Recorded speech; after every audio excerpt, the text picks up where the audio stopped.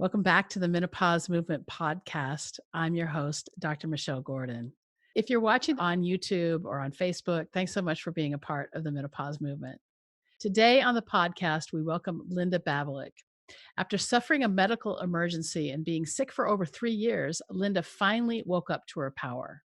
She's a personal business strategist, speaker, author of the Amazon #1 international bestseller, Zest Your Life, A Taste of Inner Wisdom, and certified dream coach.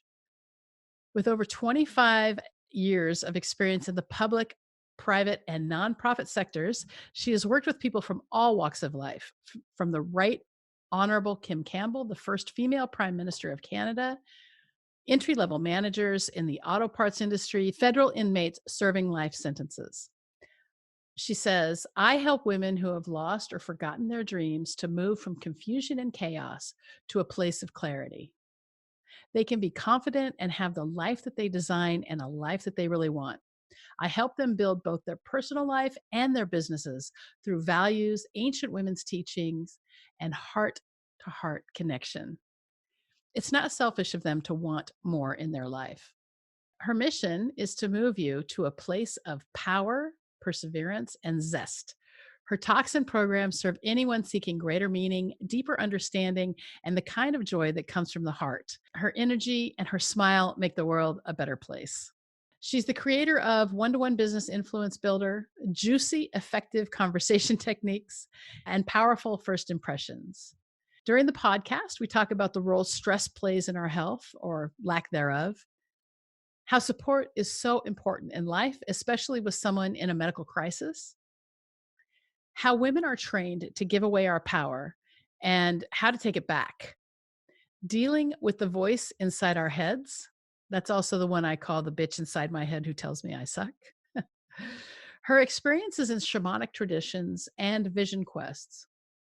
What the Mayan teaching sacred moon cycles are and how it applies to our lives. Now, at the end of the episode, make sure you visit drmichellegordon.com/podcasts, where you can find the show notes, plus the links to the books and resources mentioned in the episode. And if you enjoy the episode, make sure you subscribe to the podcast so you are always the first to know when each episode is released. You can subscribe on Apple Podcasts or wherever you get your podcasts. And thank you for all of the 5-star reviews. If you haven't left a review yet, please take the time to review the podcast. This helps more women find it and get the help they need during the disruption of menopause. No one should have to go through it alone. Now, we've also created a free training for podcast listeners to help you go from mental misery, and that's, the hot, sweaty, sleepless nights, irritable, low mood, feeling like an alien beamed down and took control of your body, piling on weight and looking pregnant, feeling like managing your menopause is a full-time job. Sound familiar? Yeah. To mental mate, not bothered by symptoms, happy and content with life, even dropping weight and fitting into your premenopause clothes, among other things. To access the free video training, go to learn.menopausemovement.com/start. And thanks so much for being a part of the menopause movement. I really appreciate you.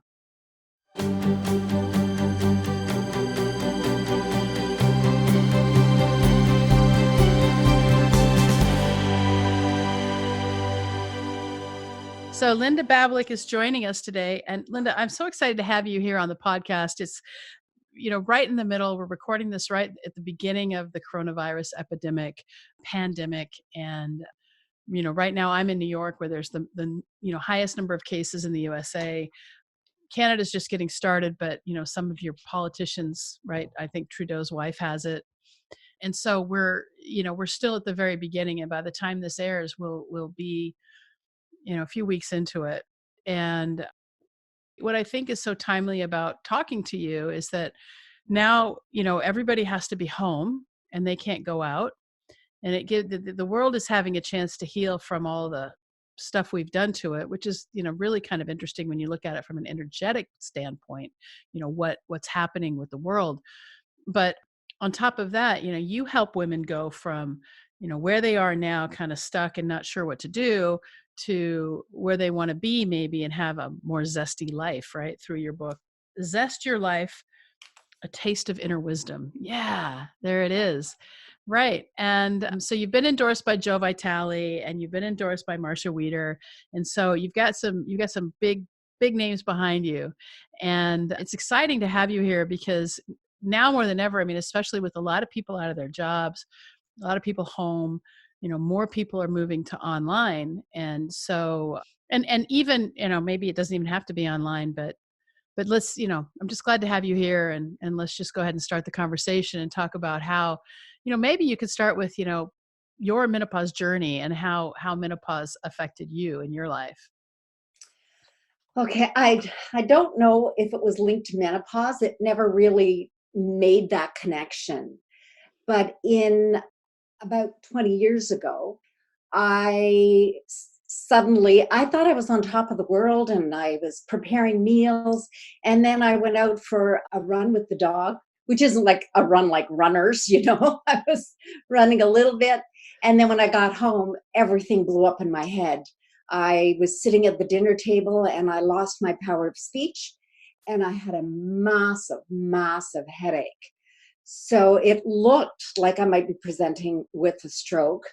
And my husband took me to emerge, and half my body was paralyzed. And Wow. I was sick for 3 years. And they never did find anything, but I've heard every bad brain joke that exists. And I have something abnormal on the left side of my brain. That's all they could find. When And you say, I mean, as a doctor, I have to kind of, I want to dig into that a little bit. So, what do you mean by something abnormal? Is it an abnormal MRI or an abnormal CT scan? yes, it shows up on the CT scan, it shows up on brain scans. But And what it's is the it? area that affects my vision and my Right. cognitive ability, and that's not been effective. They don't know what it is. Mm, wow. So you had this life-changing experience. Sounds like you had a stroke that probably was, very small, but acted very big and didn't have a whole lot of damage to your brain. Yeah. But For three it years, I really was just barely with just enough battery charge to walk around. I went to work every day, but I was exhausted. But all that time gave me that time, that 3 years to recuperate and recharge my batteries. yeah. It was a big, big learning experience to realize at the end of that was that I'd given away my power and I had no Mm. control over my own life. So you gave away your power after having the medical emergency No, I think that's what caused it. beforehand. Okay. All right. So what were you doing before the medical emergency? I worked for a member of parliament. So I worked on Parliament Hill, which is like working at the White House. Well, not the White House, but the Legislative Assembly. So, Mhm. and I worked for a member that was a workaholic, and I followed suit. So I would be in the office at 7 o'clock in the morning, and I worked at least one day every weekend. And I didn't Wow. leave until 6 o'clock at night. Okay. So you're working a really high stress job. Two And it's teenagers, interesting. And to okay. executive husband. Yeah, so it's really interesting because I did a podcast with Dr. Green all about boosting your immune system. And in this era of coronavirus, we want to make sure that we're boosting our immune system the best. And one of her one of her biggest points was to manage your stress, right?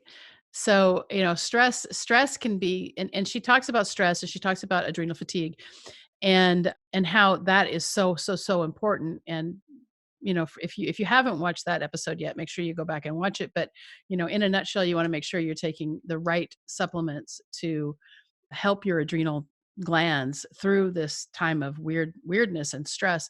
And so somebody like you who was like type A, getting things done, going to parliament, I mean, having to slow down for 3 years must have just been really a huge change for you.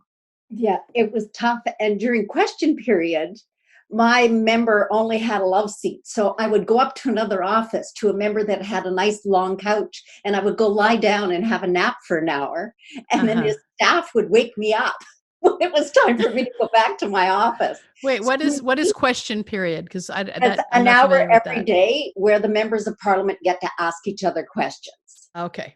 So it's Okay. where the opposition asks the government members questions. It's really where they hash things out. Got it. And but the important thing was that I had support. I Yeah. had support from people covered me. I traveled the country with a Royal Commission. Same thing. Where's Linda? Oh, I thought I just saw her around the corner, and they'd come and get me because I'd be lying in my room having a nap so Wow. I could get through my days. But the support is hugely important. Yeah. So you go through this thing, you realize that, you're in this high stress job and you have 3 years of, the opportunity really to reevaluate your life, right? And through that time, you realize that you'd given away your power. So let's talk a little bit about what that means to give away your power for you and what exactly happened. Well, it's an interesting thing because, we all came here by having enough power to birth ourselves into this world. So, what happens then? Because no one can take our power away. We give our power away. So, we give it away to fear, we give it away to our family members. It's like this. It's all over the place. Yeah. Here, do you want a piece of me? Here you go. Here you go. And we've all met those people that plug into us, and you can just feel your energy and your power being sucked out. And there's other times where we just say, no, stop. It's Yeah. my power. And I interviewed my granddaughter, who was 9 at the time. And I asked her, she's a very wise woman. I said, what is power to you? And she says, oh, power to me, it's like a diamond. And you just hold it close to your heart and you keep it safe. Well, that's nice for that generation. I think that those of us in menopausal age and beyond, I was raised in a very misogynistic kind of patriarchal society. Mhm. And I talk a lot about it and not to be a man basher because, I think men are great and without men there's no people, right? So so we need both genders, but we don't need one gender to be lording over another. And it's really been interesting to study the patriarchy as it relates to religious history or the role of the woman throughout history. I mean, I talk about this book a lot. It's called The Alphabet versus the Goddess, and it's a so I call it's a historical text, but it's really I think it's one of the best historical religious texts I've ever read, and it talks about how before written language all gods were female. And Yes. then as written language came in and we started using the other side of our brain, the male, the masculine took over and the goddesses were murdered and became parts of different mountains and things like that. And then you see it with the subjugation of women and how, men only want sons, but we don't look at the fact that we need both sexes in order to procreate, and women have to be subject to men. You look at the Bible, and while Jesus was great and Jesus wasn't like that, St. Paul was, a true misogynist. And so it's very hard to reconcile that. And just circling it back to my upbringing, I had three brothers and everything they said was more important than anything I said. I hear you. And it was just like, like, where do I fit? And so, I've started to realize that, we have God the Father. We have, there, I mean, and you're talking about, how we are spiritual beings having a human experience and how we birth ourselves into it so that we can kind of figure out in this body that we are spiritual, right? And we choose our parents and we choose this life as spiritual beings, which this is now getting very metaphysical because I because love when I am right on the same page with you. right, but it's so funny because when you start to think this way it gets really like woo woo, strange. But the more I meditate, the more I study the religion, the more I realize what the truth is, the more it is that we are truly just energy in form. Yeah, Exactly. And energy that in form. it can change because if we fall into the fear is a big power grabber. Because if Yeah, we give our power to fear, it'll take us down at the knees. And that's why the way we were raised, we did that because we didn't dare stand up against our brothers. Right. We just didn't. Well, I It did, but was I not, got I pushed down. wasn't, wasn't allowed Yeah. to ever claim the equality in there. I remember my parents paid the admin fee for my brother to apply to college, and they wouldn't pay for mine. Now, Wow. he was 3 years older than me, and we graduated grade 12 together. Wow. That's Yes, crazy. but they That's were prepared crazy. to pay for his. I went to my boss, and he lent me the money. Wow. But it was that kind of inequality. And I think that carries right through and it comes back up in our menopause years. And you go, wait a minute, that. And then you start thinking about those things and you realize how uneven it was. And you lost your power to the society you were raised in. But now menopause, and for years after that, I think it starts around 50, 54. That's when my clients, I don't know what's going on. And I have a sacred moon cycle teaching that I do around that. That's an ancient Mayan verbal teaching that's very powerful about our chaotic journeys. And one of them happens at 54. And that's when we start to say, I'm in charge here. I'm in Yeah. charge of my own energy, my own power, my own days, my own legacy. What am I going to do with it? And the question that kept coming up for me that gave me back that strength to grab my power back was, what's the very best thing Linda can do for Linda today? Yeah, that's really great. So the most important question. So one of the things I say to the women who come through my program, is that we've spent our lives caring for others. We're mothers. When we have it, I mean, I talk about how, you have a baby, and unless there's something broken in your brain, there is no love like the emotional love that comes, when you birth someone. I mean, I've never felt anything, I mean, I'll do anything to keep my kid alive, right? And that's how I think that there's nothing more like that. And so we are built to serve that in that way. We breastfeed, and that's a service. And but then, if you look back at the 50s, right? And how women were only, I mean, especially in America, were only existent to serve men, to provide, I can what is it? I can bring home the bacon and then fry it up in a pan, if that you remember that from the Yeah. 70s, right? And but back in the 50s, when you look at the advertisements with the man putting the woman over his knees, and like as if it's okay to beat your wife. And that is, something that I mean still happens, but it's not as common, I think, in terms of societal expectation, right? Well, It's not. actually, that's a big concern right now with everyone home together. Yeah. Is that going to rear its ugly head?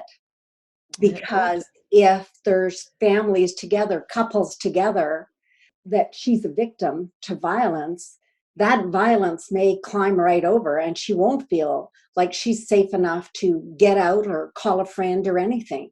Right. She won't even be able to, she's hiding somewhere in the house. So I think that's a very important thing to remember.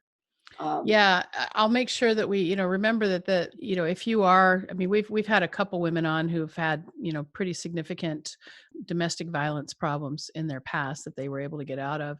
And so if you are in that situation, then make sure that you use the local resources that you have to get out. I mean, the homeless, not the homeless, but the battered women's shelters are still active, and they're still going to be able to help you.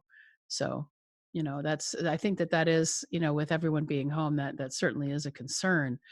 But let's move on to talking more about how to overcome your fear. If you've given your power away to fear, how do you bring it back? well, it's a couple of different ways. And it could be that you've just had enough. You just can't take it anymore. You choose, I don't like that expression, I prefer, you choose not to take it anymore. And you say, today's the day. This is the last time this is going to happen to me. And you need to talk to yourself. You need to really be kind to yourself, have kind words to yourself. I just had a friend go through this. So it's really that digging deep inside and knowing you are a strong woman, you are a powerful woman, and you Yeah. are enough. And change the voices in your head. Listen to powerful podcasts like this podcast that tells you you are not alone and you Right. have something to contribute to this world. And those voices, what they're saying to you is wrong. You need to fire the itty bitty shitty committee that's in your head. I love it. So I call it the bitch inside my head who tells me I suck. Yeah, see, That's I, that's I what I wouldn't, call I it. wouldn't put a female gender on it. Well, mine is female, but but it's really funny because as I was talking about, growing up with a male god and having all brothers, I actually had a lot of gender misidentity as a Yeah. kid because I saw myself as masculine and it was because I wanted what they had. It wasn't that I didn't accept my female body, or my female genitalia or any of that. It was more about the fact that, why can't I do the same things? Why can't I have that same power? And so it was very interesting as I, grew up in my life and got married and had a baby and, started to really accept myself as fully feminine, but yet still have the ability to be in touch with God and a part of God, right? And that has been one of the biggest things for me. But in terms of dealing with the voice in your head, there is a great book, and I recommend it all the time. This is probably the fourth or fifth time I brought it up on the podcast, but it's The Untethered Soul by Michael Singer. And Yes. what I love, yeah, what I love about that book is he actually got into meditation because he didn't understand what the voice was. And I recently did a book group with that book. And because we had the book group, we were only reading certain sections. And so I would go outside and run or, do my exercise and I would just listen to the one section over and over and over. And so it really got into me. But I think that's a book that people should read like once a year because it's a truly life-changing book because it's all about how to cope with the voice. Mhm. Because the voice is not you. You are the one who observes the voice. And not, that sounds so and the first time I listened to that book, it went in one ear and out the other. And it wasn't until the fourth or fifth time that I really got it. And so, if I say this to you once, I'll say it to you over and over and over. You are not the voice in your head. And we think that we are. But remember, the voice will take both sides. The voice will say, hey, really good job. Oh, God damn it, you suck. And so and so you have to realize that just, that's not who you are. You are the one who sees the voice or hears the voice or watches the voice. So And it's asking that voice, is that true? Is that yeah. really true? Like, I just had this friend who just got out of this abusive situation. Now she says, I'm worried that I won't be able to earn enough money. I won't be able to earn money through all this. And I said, well, what about if you earn even more? What about if this turns Yeah. everything around for you and you end up doing really well? So it's just that mind shift change. And it's interesting because my editor in my book, and I quoted her on the back because she Mhm. said she actually found herself getting happier as she read my book. And Yeah, that's that just great. doesn't happen. I edit a lot of books in a year. She says, but for that to happen, you've got something special here. So Yeah. certainly reading uplifting literature, and there are affirmations through it. So you can just open any page and read a section of it and Yeah. see what comes up for you and see how you can find that happiness or go back to that happy place that somewhere in your life you had a piece of happiness. Maybe it was the first time you smelled a rose. Maybe it was the first time something magical happened to you. I'm sitting here in a very foggy day. Yeah, And it's foggy here too. I love the fog. It's like so much mystery and magic, and the geese are coming back and they're Yeah. making a racket. And it's like, that is so cool. Just appreciating that the world is out there and it's still going on. That goose has to fly up and say, I'm afraid, and then just says, oh, what the hell? I'm not staying behind.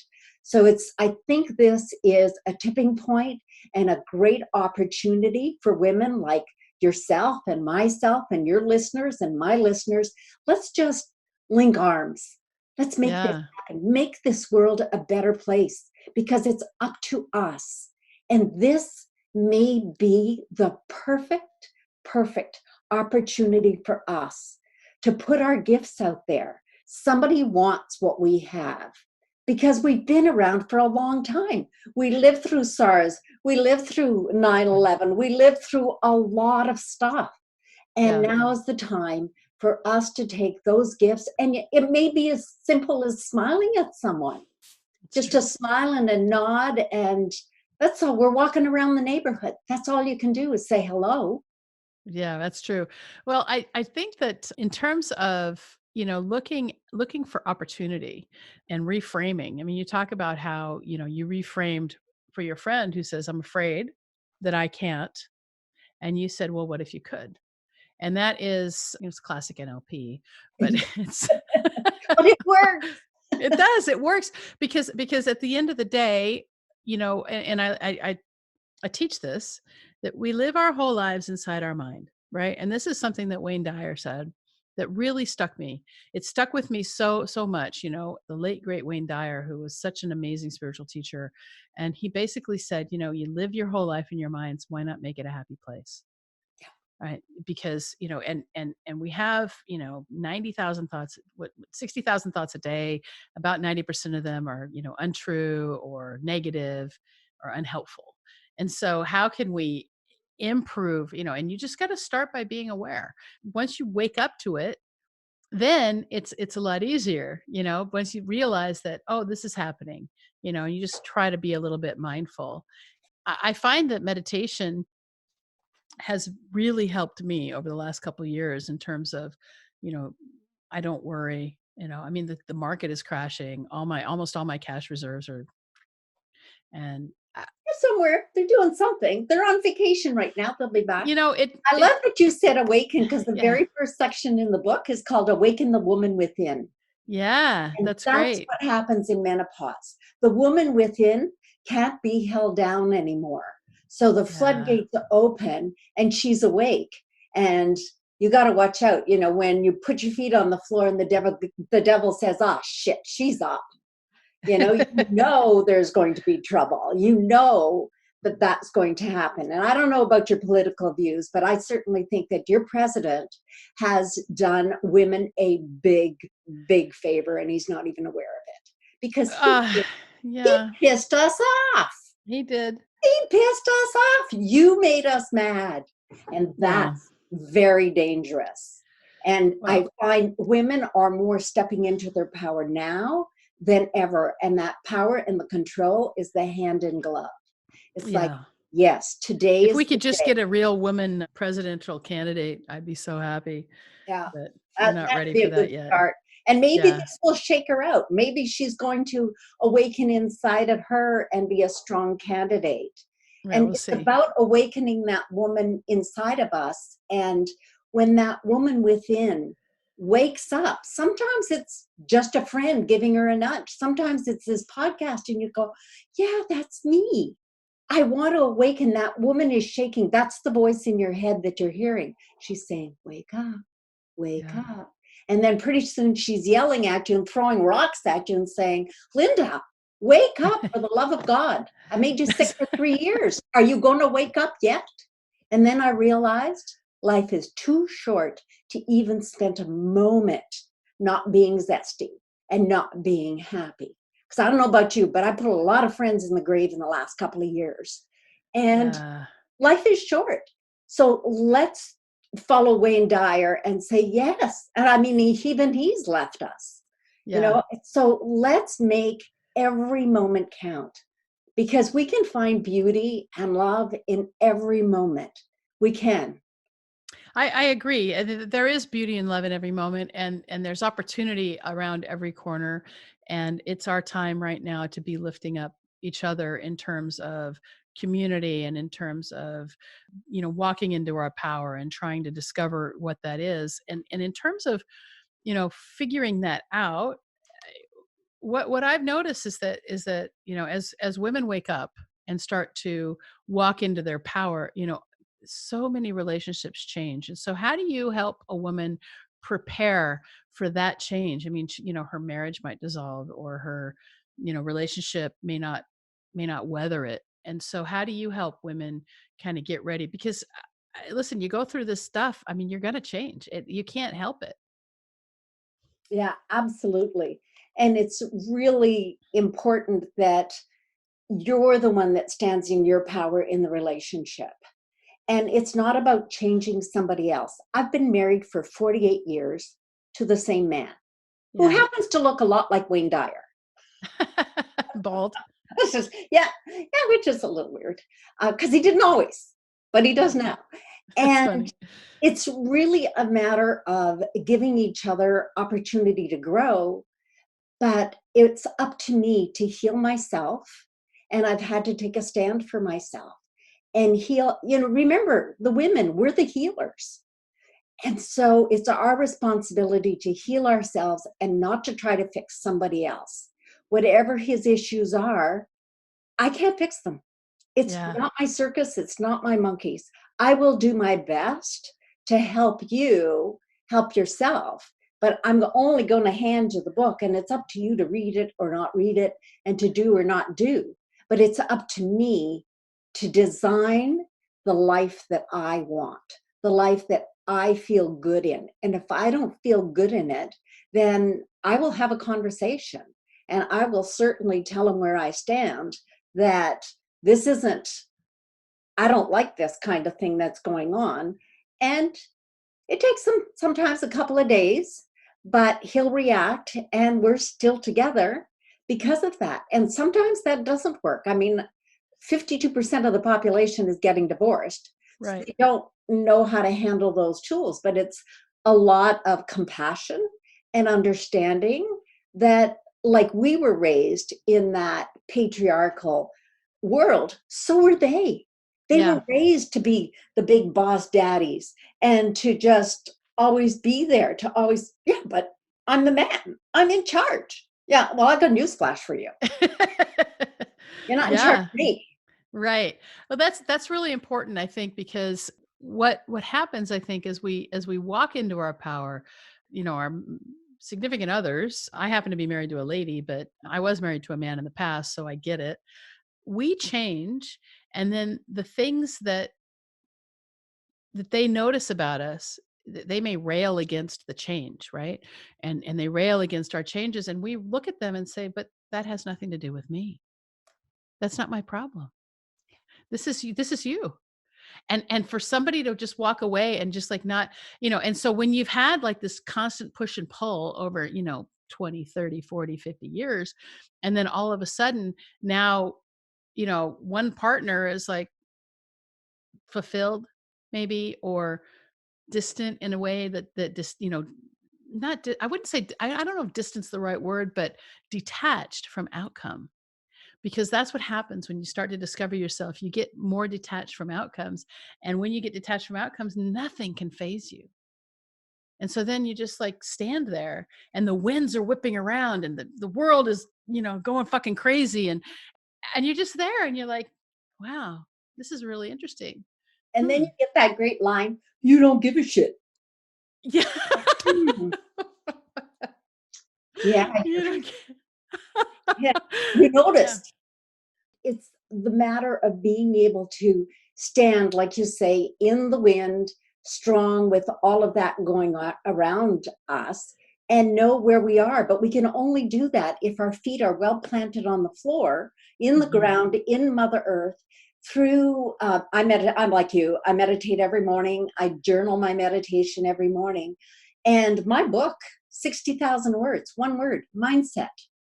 And we're in control of all of that.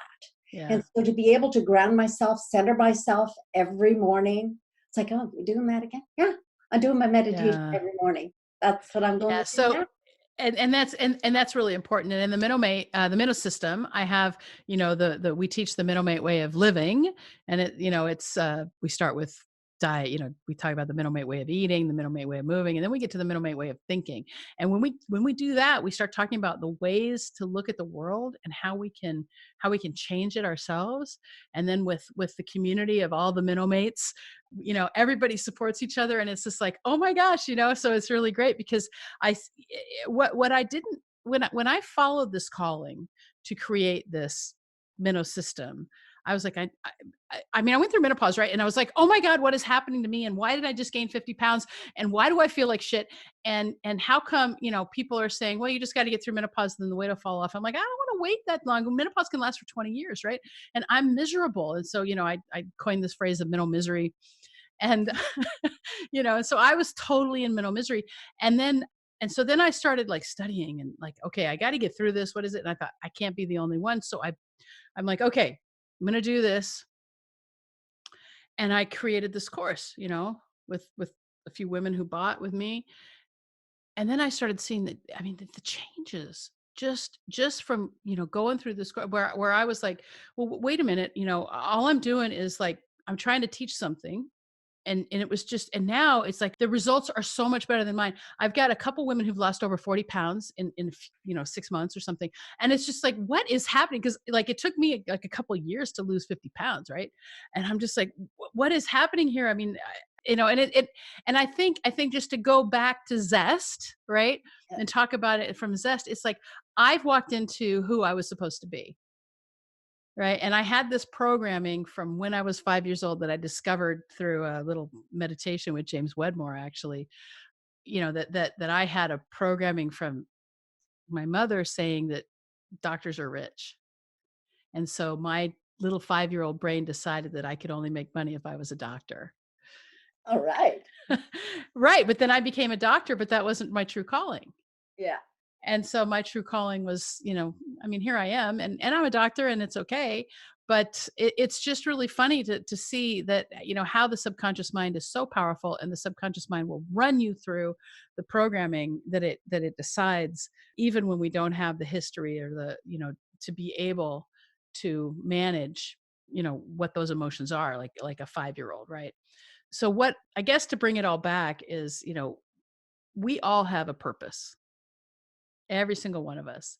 And, I think that with the changes that happen in menopause, especially, we get a lot of us, not everyone, but a lot of us get really, really disrupted, and we don't recognize ourselves, and we get into an existential crisis almost, like, I don't know what I am, who I am, what's my purpose, these sorts of things. And, this program that you have is one that can really help a woman figure that out, Yeah. find their zest. And when you think about it, Gloria Steinman wrote about this years ago about the stages that women go through. And she studied this and did the research. When girls go into high school in grade 9, they feel really good. Their self-esteem is really high. And when they come out in grade 12, they've lost all their confidence. Boys go in grade 9 and they're shorter in their runs. And by the end of grade 12, they're tall basketball players and they're heroes. And it's tipped around. And then the men, there's a great book called Seasons in a Man's Life. And he studied 50 men as they went through all these stages. So a man's stage and a woman's stage is completely different. So they go at 27, the men want to get married, which coincides with the sacred moon cycles, because that's your first chaotic journey. And then they have their careers. Then they get to be about 45, tipping around 50, and they'll go, oh, I'm not the young man on the move.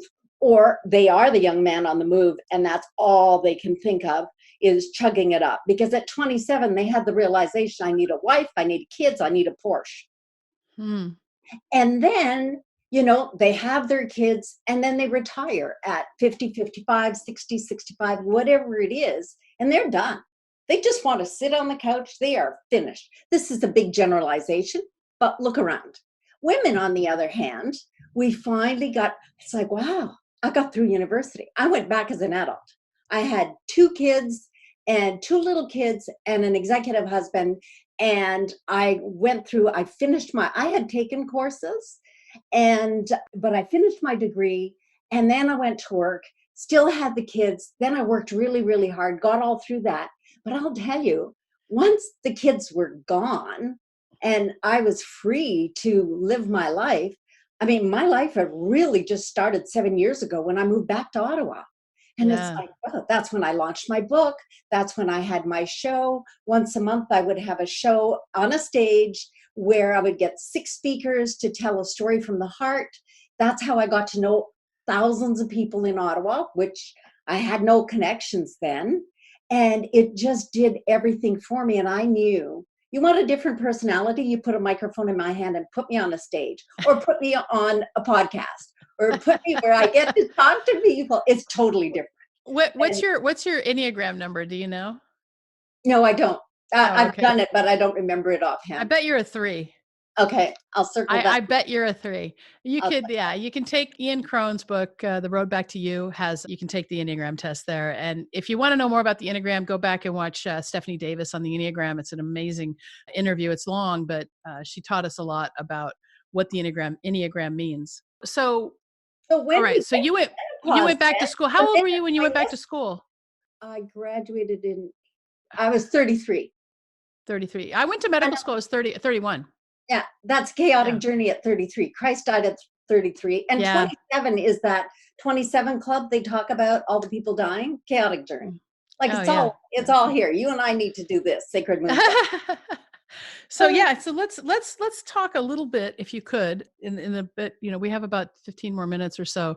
If we could talk a little bit about the sacred moon cycle and how you walk women through that. And you're not the only one. I mean, I was at James Wedmore he's one of my mentors, and I'm hoping to get him on the podcast soon. So James Wedmore at BBD Live in last fall had somebody come on and talk about, I think it was Kate Northrup, who talked about the moon cycles and how women need to go through the moon. And I didn't really pay much attention because she talked about how it's, really put together with our menstrual cycles. And since I am no longer menstruating, I thought, I'm not going to really pay attention to this. But maybe you can talk just briefly, like a high level overview of what kind of, how the moon affects the cycle, the life of a woman, in a month. Okay, well, and I've read Kate's stuff, and what she talks about is tied to menstrual cycles. Yeah. This is not. This applies to men and women. It's called sacred moon cycles. I think it's because of the shape of the different moons as we walk through. And it's a Mayan teaching that is verbal teaching. So if you take a peek, there are 4, and there are no books on this. So it was taught to me because I did shamanic studies starting in the year 2000 when I went on my first vision quest. So you have Okay, 4, wait, whoa, back it up. You did a vision quest with ayahuasca? that was later. That was that was 10 years ago that I did that one. I went Was to it Peru. psilocybin then, or was it LSD? No, it was ayahuasca. Ayahuasca. Okay, 10 Yeah, years that ago. was when I was in Peru and Bolivia. All right. So it's funny because now you're saying you've been on a shamanic journey, and Yes. we have podcast here with Mikosi Candace Pitts, all about finding your purpose and her own shamanic quest, and she's another BBDer. But yeah, I think that's really interesting. I mean, you've got so much to offer. So you learn. So isn't I that want to our hear. Let's see. Wait. Before we get into the moon cycles, I want to hear more about a vision quest. okay? So I had the opportunity one summer. That was my introduction into shamanism, and that was one of the ceremonies we did was a vision quest. So this is in Northern Ontario in Canada. It's in August. I think I went in August. And you get different ceremonies you have to do. You spend the whole night in the woods by yourself. That one's called the Night on the Mountain of Fear. So there are all these ceremonies that you're prepared for, and then you go through. Did you And take ayahuasca before you went no, and were alone? I did the Vision Quest in 2000, and I did the other was with one of my shamanic teachers 10 years ago. I went to Peru and Bolivia and did Machu Picchu. Okay. That was a Wow. spiritual journey. It just Did you happened. walk up it all the way up to the top? Oh yeah, I was with the tough guy. Oh my God, Yeah. she climbs where it was so steep. We're right where the 5 glaciers are. It was so Yeah. steep you had to crawl on all fours because you could not Wow. stand upright. I want to go there. That's Amazing. once the world calms down, I will go there. So, just for the listeners who don't know what it is, ayahuasca, it's ancient. It's an herb. Combination of herbs, actually. Yeah. It's created in multiple ways. One way is by chewing it and spitting into a bucket and then like serving it. It's very weird, but at the end of the day, it's a hallucinogen that causes visions. And when you have the vision, there's also like some body purging that happens. So people get nauseous and throw up, and they'll have hallucinogenic kind of visions. And it also brings out what's known as the God particle, is DMT, that we find in the pineal gland. And so it makes this all work. I don't recommend it. If you want to do a vision quest, my suggestion is you start with something like psilocybin, and under a controlled, don't go buy magic mushrooms on the black market, but go, there are controlled ways of taking it. And I don't have any resources now, but I do know some people who've done it. So I mean, even Andy Weil, who is, Andrew Weil, the doctor, who's known here in America as the kind of the father of bringing integrative medicine back, talks about his own, reality testing back in the day. He worked with, I can't remember the guy's name. Is it Lear? I don't remember, but they were back when it was okay to experiment with LSD, and then it got stopped by the government. But so vision questing it's something that's been going on in indigenous cultures for like ever. So And in it's women's cultures, they did that in the red tent once a month when the women menstruated. That's when they had the opportunity to get away from everything else. Now, when I started my shamanic journey in 2000, there was none of that. It was total sobriety. There was no alcohol, no anything. And my trip to Peru, the opportunity was there for me to meet my plant spirit guides, which is a very respectful way. This is not tripping. This is serious stuff. And it's oh about yeah. connecting with your plant spirit guides.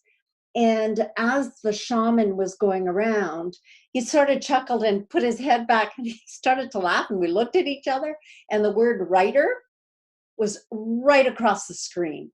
And it was like, oh, okay. I hadn't started my book yet. Wow, that's And really a great story. So let's go back to the sacred moon cycles, if we could, and just talk about those for a few minutes. okay, so every 27 years, there are 4 big moon cycles, and they are 27 years. You start, and within that, there are small moon cycles that last 3 years. Every 3 years, you go on a chaotic journey for 9 months. And every 27 years, you go on a major chaotic journey. So your big moon in the south is your emotional moon. That's from 9 months, because your first 9 months is your first chaotic journey, let's face it. Mm. And then until 27.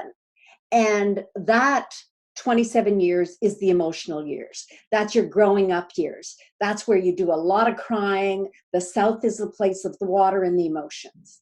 And at 27, like I already mentioned about the guys that want to get married, the wife, the kids, we move over to the physical. And that's from 27 to 54. That's when we gather, our kids, our family, our car, our career, everything is in there. And my mother died when she was in the west of the big west moon. I got sick when I was 40, which is the physical of the physical. So that's if anything is going to happen to you as far as illness, it's going to be in your 40s. And well, you may get other things, but certainly there's a lot of people that go down in their 40s. And at 54, when you're getting ready, now you want to get rid of your car, your kids, your husband, all that junk, House. the junk you accumulated, and you're ready to go to the big north moon, which is the mind. That's where we get to share our gifts, our knowledge, our wisdom.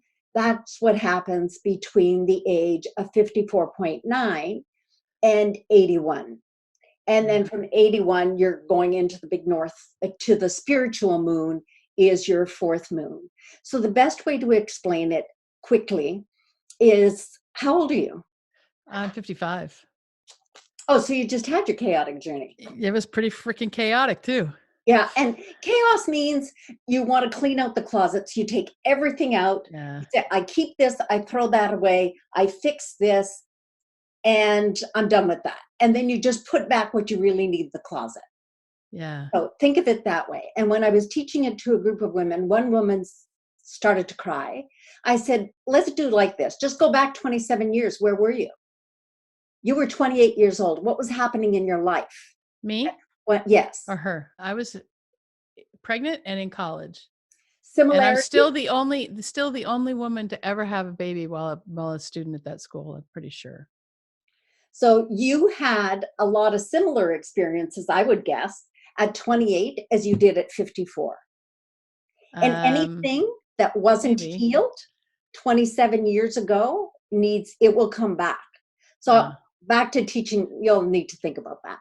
yeah. Back to teaching. So I said, just go back 27 years. It's the easiest way to do it. And this woman started to cry and she said, that's when I aborted the only child I would ever have. Mm. So I worked with her and brought her to the realization that she was a music teacher and she had hundreds of children that she had influenced and mothered and nurtured. But she had been feeling all of those emotions. She'd been crying for no reason, didn't know all of her confusion. But once it came clear to her that this wasn't about where she was now, but it was about 27 years ago, then she could go back and heal that pain and Yeah. understand it from a place of emotional maturity, which she didn't have when she had that abortion. So it's going Yeah. back with the emotional maturity and looking at it from where you are now and saying, well, is that true? Was I really abandoned? Was I this or that? Whatever it was. And you could go, oh no, my mother died when I was 17. She didn't abandon me. It only took No. me 33 years to figure that out. Yeah, I mean, and that's just, I mean, I remember when I was in my 20s and looking back at my life, which was pretty horrendous. I had a pretty traumatic childhood, and I remember thinking about, when I moved away and, was living on my own and thinking about my mom, and I had gone through some programs where I had discovered forgiveness. And I remember saying to my brother, I think, or yeah, I think it was my brother. I said, they did the best they could with what they had. They just didn't have a lot. And that was really freeing for me. And I think when it comes to looking at, whether it's the moon cycle or whether it's regrets or whether it's, whatever comes up for us as we start to be more self introspective or, Wake up. self realization, as it were, there is a lot of opportunity for self-forgiveness. And Yes. as we forgive ourselves more, then we can walk into that power that you talk about. I mean, forgiveness is so powerful. And the other thing is that, remember, if somebody did some harm to you, and this is for the listeners, if somebody did some harm to you years and years and years ago, and you're either thinking about it a lot or it comes back to you in weird ways like dreams, or if you are, bogged down by it, remember what's happening when you refuse to forgive what somebody else did. That's giving away your power. Yes. And this is, as a survivor of childhood sexual abuse, this was something I learned back in my 20s, that the only way that I could get myself back was to forgive and let it go. And that doesn't mean I forgot, and that doesn't mean that, I'd still talk about it, and it's, I'm pretty open about the fact that happened to me, and there's a whole year of my life I don't remember and all these things. But there's such opportunity for forgiveness of me for letting it happen because I feel responsible, forgiveness of my parents for letting it happen, forgiveness of the perpetrators. There was long, many more than one, and just, forgiveness of the church, and it wasn't just a priest, but, just all these things, trying to reconcile God with, with abuse of power, all those things. And what I found through, this last couple of years, which is interesting because, you talk about your moon cycle, is that the truly what Christ said is true. The kingdom of God is within you. Go inside, allow for forgiveness, and that's where it is. Because as long as you hold the vengeance or try Yeah, to hold the control over someone, I always think of it, when you're standing there with your foot on somebody's neck, they can't move, but you can't move either. right, And until you forgive, that's when you take your foot off their neck and they can do whatever they want and you can do whatever you want. That's right. what forgiveness gives you. It gives you freedom. I love that. I love that. So, where can people find you? lindababulic.com is my website. Babulic, Yes, it's lindababulic.com. like Okay. Gordon. It's very phonetic. Yeah. Well, I get a lot of Gordans, and that's not my spelling. It's Gordon. Yeah. So, yeah. All right. Well, Linda, thanks so much for being on the podcast today and being a part of the menopause movement for today, at least. And, I hope that we can have you back again. I would like to talk more about the sacred moon cycles. I think you've got a book there. Thank you. All right. Thanks so much. Thanks for listening to this episode of the Menopause Movement Podcast. I'm your host, Dr. Michelle Gordon, and I wanted to take a moment to share what one of our community members has achieved since she's been working with me. Amanda has had an amazing transformation. Amanda was struggling with joint pain, hot flashes, forgetfulness, sleeplessness, weight gain, and an angry mood. In addition, she lost her confidence and self-worth as menopause crept up on her. Since joining the Menopause Movement membership, Amanda's quality of life has improved in ways no one could have predicted. She has truly transcended the symptoms of menopause and is now living her best life. This is what I want for everyone in the community. Take a listen to Amanda's story.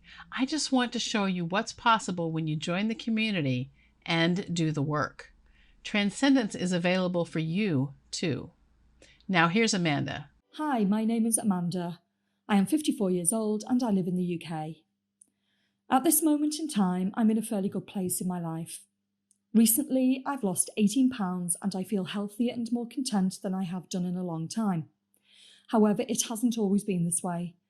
Back in October 2011, I had an accident which resulted in a serious injury and surgery and subsequently changed my life forever. And over the next few years during my recovery, menopause crept up on me, but I didn't realise what was happening straight away. I started suffering from more joint pain. I went from always being cold to feeling like I was going to internally combust several times a day. I was getting really forgetful, my sleep pattern was terrible, I piled the weight on and looked pregnant, and I felt angry all the time. When things were at their worst, I felt incredibly alone and very down. I lost my confidence and self-worth, and I felt completely misunderstood and confused about what was happening to me. I received very little support or information from my GP, and there was limited information on the internet, but what I really wanted and needed was someone to talk to. The turning point for me was at the beginning of July 2019, when completely by accident, I came across Dr. Michelle Gordon's Facebook page on the menopause movement. At that time, she was doing daily live streams and I started listening to them. I related to a lot of what she was saying and I was really interested in the variety of topics about menopause that she was talking about, the alternative ways to manage menopause symptoms in a more natural way, and how your mindset is the key factor to transforming your life more positively. I was also really interested to listen to the other ladies in the group and what they had to say. Ladies who had been or were still suffering from similar symptoms to me. How a lot of them have been able to manage their symptoms much better and how they have turned their lives around and embraced menopause instead of treating it like a demon. Although nervous about taking a risk to join a group I didn't know, I knew that I couldn't and didn't want to carry on living my life the way I was and feeling the way I was feeling. So I made a decision that I too wanted to learn more about menopause, how to manage my symptoms better, and most importantly, learn more about my mindset and the fact that I needed help with changing my outlook on life in order for me to get it back. Life is nowhere near perfect, and some days I still have my struggles, but on the whole, I can honestly say that I am in a much better place than I have been for a long time. And for my down days, I understand better how to manage them so they don't get out of hand. I am now on a journey with a fantastic community of like-minded women, all of whom continue to support each other no matter where we all live, and I no longer feel confused, misunderstood, worthless, or alone. For me, this group has been both a lifesaver and a life changer, and most importantly, the one-to-one private coaching sessions that are available with Dr. Gordon as part of the membership have been invaluable to me. They provide me with an opportunity to discuss more difficult and private issues that I am struggling with, and an opportunity to find solutions to address them. Without doubt, I can wholeheartedly say that I owe Dr. Gordon and her group everything for showing me how to take my life back and, more importantly, take control of it. Joining her membership has been the best thing that I have ever done. However, this course is not for everyone. If you're looking for a quick fix that doesn't cost you any time, money, or effort, then this is not the group for you. But if you're in a similar situation to how I was not that long ago, feeling desperate and at the end of your tether, but are willing to invest in your own future happiness and peace of mind, but are unsure as to what to do, ask questions and talk to Dr. Gordon.